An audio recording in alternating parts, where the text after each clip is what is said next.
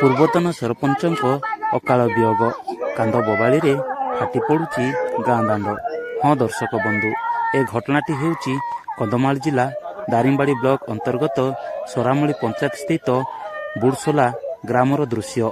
ସରାମୁଳି ପଞ୍ଚାୟତର ପ୍ରଥମ ସରପଞ୍ଚ ବେନିଦିକ୍ତ ବଳିଆର ସିଂ 72 ବର୍ଷ ବୟସରେ ପରଲୋକ ହୋଇଛନ୍ତି। ସେ ପ୍ରଥମେ ଗୋଦାପୁର ପଞ୍ଚାୟତ ଠାରୁ ବିଚ୍ଛିନ୍ନ କରି 1984 ମସିହାରେ ସରାମୁଳି ପଞ୍ଚାୟତ ଗଠନ କରିବାରେ ମୁଖ୍ୟ ଭୂମିକା ଗ୍ରହଣ କରିଥିଲେ। ଏହାପରେ ସରାମୁଳି ପଞ୍ଚାୟତର ପ୍ରଥମ ସରପଞ୍ଚ ହୋଇଥିଲେ। ଏହା ସହିତ ଲୋକଙ୍କ ସୁବିଧା ପାଇଁ ମାର୍ଦିପଙ୍କା ଗ୍ରାମରେ ମେଡିକାଲ ସ୍ଥାପନ କରିବା ପାଇଁ ମୁଖ୍ୟ ଭୂମିକା ଗ୍ରହଣ କରିଥିଲେ। ହଠାତ୍ ଦେହ ଅସୁସ୍ଥ ହେବାରୁ ପରିବାର ଲୋକେ ବ୍ରହ୍ମପୁର ମେଡିକାଲ ନେଇଥିଲେ। ମେଡିକାଲରେ ଚିକିତ୍ସାଧୀନ ଅବସ୍ଥାରେ ମୃତ୍ୟୁବରଣ କରିଛନ୍ତି ବେନିଦିକ୍ତ ବଳିଆର ସିଂ।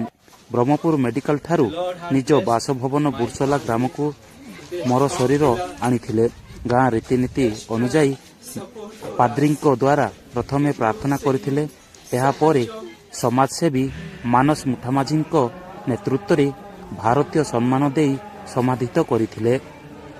ପୂର୍ବତନ ସରପଞ୍ଚ ବେନିଦିକ୍ତ ବଳିଆର ସିଂ ଆମ ଗହଣରେ ନାହାନ୍ତି, ହେଲେ ତାଙ୍କୁ ଚାରିଆଡ଼ର ଲୋକେ ଝୁରୁଛନ୍ତି। ବେନିଦିକ୍ତ ବଳିଆର ସିଂଙ୍କ ବଡ଼ ପୁଅ ହିସାବରେ ବସନ୍ତ ବଳିଆର ସିଂ ବାପା ଯେତେବେଳେ ପ୍ରଥମେ ସୋରଡ଼ା ଟେକ୍ନିକାଲ ହାଇସ୍କୁଲରେ ପଢ଼ୁଥିଲେ ସେତେବେଳେ ଚାକିରିର ଅଭାବ ନଥିଲା।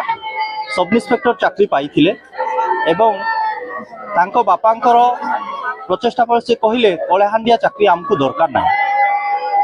କହିବା ସତ୍ତ୍ୱେ ମଧ୍ୟ ଲୁଚି ଯାଇ ସବ୍ ଇନ୍ସପେକ୍ଟର ଚାକିରି ଛାଡ଼ିଲା ପରେ ଆର୍ଆଇ ଟ୍ରେନିଂରେ 6 ମାସ ଥିଲେ।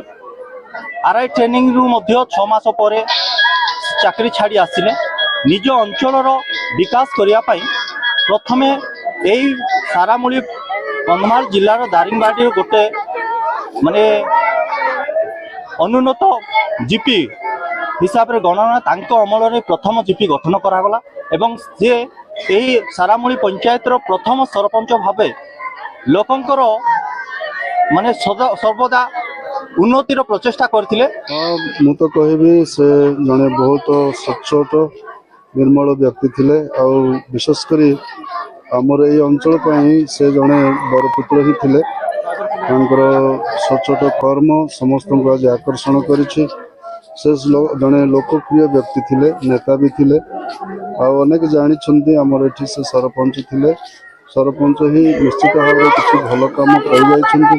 ସେଥିପାଇଁ ଆଜି ତାଙ୍କର ମୃତ୍ୟୁରେ ବେଶୀ ଲୋକ ଦୁଃଖିତ, ମର୍ମାହତ ମଧ୍ୟ। କେବଳ ସେତିକି ନୁହେଁ, ଆମର ଆମେ କ୍ୟାଥଲିକ ଧର୍ମର ଲୋକ, ଖ୍ରୀଷ୍ଟିଆନ ଲୋକ, ସେଥିରେ ମଧ୍ୟ ସେ ପାଳକ ଭାବରେ କାମ କରିକି ଅନେକ ଲୋକଙ୍କୁ ଭଲ ବାଟକୁ ନେବାକୁ ଚେଷ୍ଟା କରିଥିଲେ। ଆଉ ସେଥିପାଇଁ ତାଙ୍କଠାରେ ମଧ୍ୟ ଆମେ କୃତଜ୍ଞ। ଆମେ ପ୍ରାର୍ଥନା କରୁ ତାଙ୍କର ଆତ୍ମା ଯେଭଳି ସ୍ୱର୍ଗରେ ସ୍ଥାନ ପାଇପାରିବ, ସେତିକି ଆମର ଆଶା ଓ ପ୍ରାର୍ଥନା। ପ୍ରଭୁ ତାଙ୍କର ମୃତ୍ୟୁ ଆତ୍ମାକୁ ଶାନ୍ତି ଦିଅନ୍ତୁ। ଦେଖନ୍ତୁ, ଏଠି ଆମର 1984 ମସିହା ଠାରୁ ପ୍ରଥମ ଆମର ସରାମୁଳି ଜିପିଟା ସ୍ଥାପିତ ହୋଇଥିଲା। ସେହି ସମୟର କଥା ତ ସେ ସମୟର ପରିସ୍ଥିତି କେମିତି ଥିଲା, ରାସ୍ତାଘାଟ ନଥିଲା। ସେ ସମୟରେ ଶିକ୍ଷିତ ପ୍ରଥମେ କହିଲେ ବି ଅତ୍ୟୁକ୍ତ ହେବନି, କାହିଁକି ନା ଏ ପ୍ରଥମ ସରପଞ୍ଚ ରାଜନୈତିକ ଭାବରେ ସେ ସରପଞ୍ଚ 3 ଜଣ ମଧ୍ୟରେ ସେ ବିଜୟ ହାସଲ କରିଥିଲେ 700 ଭୋଟରେ। ପୁଣି ସେହି ସମୟରେ ଏଥିପାଇଁ ଦୁଃଖିତ ନିୟମରାଣ ଆମର ସରାମୁଳି ଜିପି ତରଫରୁ। ଆଉ ଏମିତିକା ସରଳ ହୃଦୟ ଆଉ ନିଷ୍ଠାପର ଲୋକ ଆମ ଗହଣଠୁ, ଆମ ପଞ୍ଚାୟତଠୁ ସେ ଆଉ ସ୍ୱର୍ଗାରୋହଣ କରିଛନ୍ତି। ଏଥିପାଇଁ ଆମେ ବହୁତ ଦୁଃଖିତ। ଆଜିର ମୃତ୍ୟୁ ବେନିଦିକ୍ତ ବଳିଆର ସିଂ 1982 ମସିହାରେ ଆମର ପଞ୍ଚାୟତ ଗୋଦାପୁର ପଞ୍ଚାୟତରେ ଅନ୍ତର୍ଗତ ଥିଲା। ଏହି ସମୟ ମଧ୍ୟରେ ଆମମାନଙ୍କର ବିଶେଷ ଅସୁବିଧା ଘଟୁଥିଲା ଯିବା ଆସିବାରେ।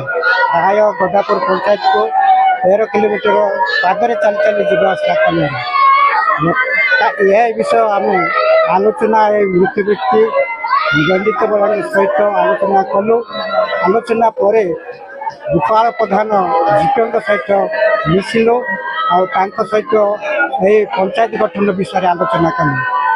ଆଲୋଚନା ପରେ ଭୁବନେଶ୍ୱର ଯାଇ ଲେଖାଲେଖି କରି 1984 ମସିହାରେ ଉକ୍ତ ବୈଦିକ ବଳିଆ ସିଂ ସରପଞ୍ଚ ରୂପେ ନିର୍ବାଚିତ ହେଲେ। ନିର୍ବାଚନ ମଧ୍ୟରେ ସେ ଥିଲେ ଗୋଟେ ସ୍ନେହ ପ୍ରେମ ଏବଂ ସହିଷ୍ଣୁ ଏବଂ ଦୟାମୟ ମଧ୍ୟ ଥିଲେ। ସେ ଲୋକଙ୍କର ଉପକାର ପାଇଁ ଚାହୁଁଥିଲେ।